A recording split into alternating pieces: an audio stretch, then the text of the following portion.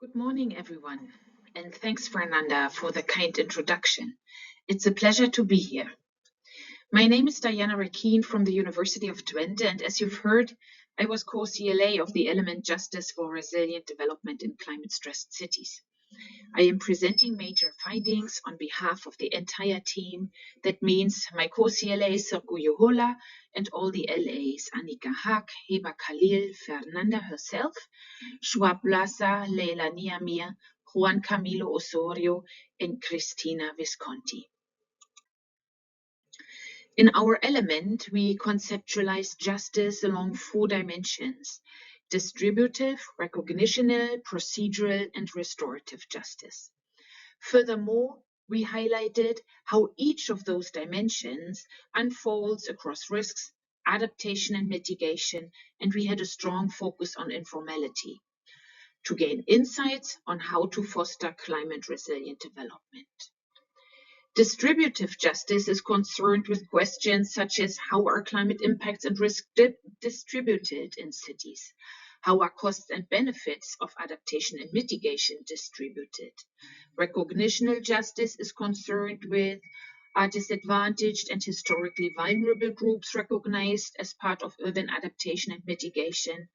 And procedural justice looks at do all have equal access to climate planning and decision making? Are all social groups part of decision making processes? Finally, restorative justice, a rather new dimension, asks, is climate planning used to make up for historical injustices? What we found is that justice outcomes in cities to date depend on the risk metric. For example, most fatalities in cities are due to riverine floods, heat, and landslides. Heat waves and landslides are a particular justice concern in cities. We also see that most monetary damage is caused by flooding and that people are most affected by cold waves and droughts. If we distinguish across world regions, we see that cities located in low latitudes are more vulnerable to climate risk than in high latitudes. That counts particularly for cities with large urban informal settlements.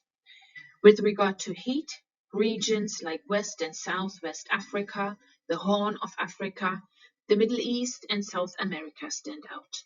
Regarding floods, West Africa, northern India, Pakistan, parts of South America, and North Vietnam, Thailand are a particular concern. There are also increasing intersecting risks, for example, regarding frequent downpours and landslides. Within cities, human vulnerability intersects with other vulnerability markers, for instance, hazardous locations and informal housing. Women, single parents, and lonely elderly in low-income housing face extremely heightened vulnerabilities in cities.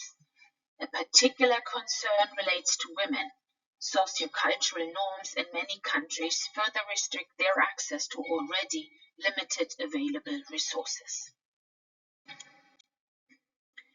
When it comes to adaptation, we see that both public and private adaptation is taking place in cities. The unequal distribution of public adaptation may force individuals to adapt privately.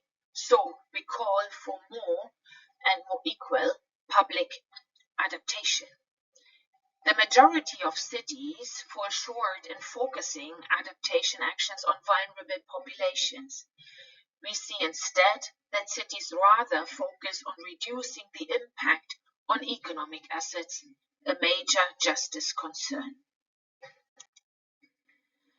Mitigation takes place through electrification of mobility systems, renewable energy production, and urban planning, particularly urban greening. However, evidence suggests that urban greening tends to favor predominantly white, more affluent communities with distributive justice implications. Moreover, we see that many cities have carbon neutrality targets, but that those do not often factor in justice concerns.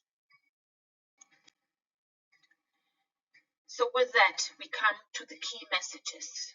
The burden of mitigation actions should not be placed on the residents of informal settlements or the most vulnerable. Additionally, we call for opportunities for equitable development of adaptation and mitigation solutions to expand and embrace informality. This means, for example, that renewable energy generations, as well as urban greening, should also be available and placed in low-income settlements. Moreover, we have developed guidelines on incorporating justice concerns along the four justice dimensions throughout the planning and implementation cycle of climate action, which mainly means that all decision makers should take the just in just urban transformation seriously and ask what kind of justice implications might the suggested actions have. With that, we're giving concrete advice on how to increase justice aspirations and actions for climate resilient development. As in all the other elements, we also show case studies of good practices, and I invite you to read and find those in the element. And with that, I am at the end of the presentation about our ARC33 element on justice for resilient development in climate stressed cities. Here is the QR code. Thank you very much and enjoy the session.